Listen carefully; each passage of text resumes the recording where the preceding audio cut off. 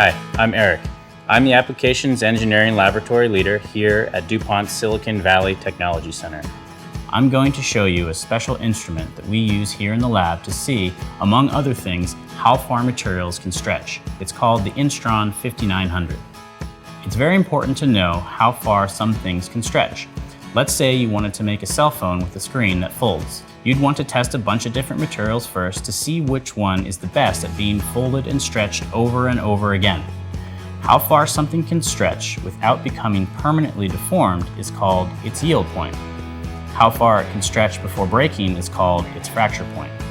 This information is useful in characterizing the strength of a material.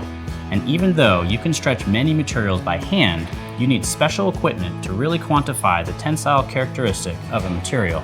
This machine can show us how all kinds of materials can stretch, how they can bend, how far they can be compressed, and whether or not they can return to their original shape. For our demonstration, we're going to use a DuPont material called Kapton.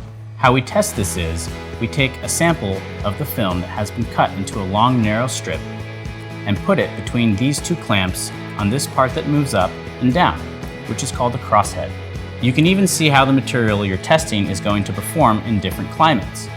If you use an environmental chamber, you can recreate any climate on Earth, even the extreme temperatures and conditions of outer space.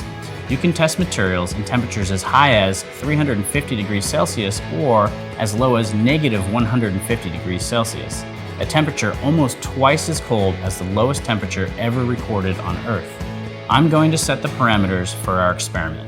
How fast we want the grips to move while they try to stretch the Kapton film.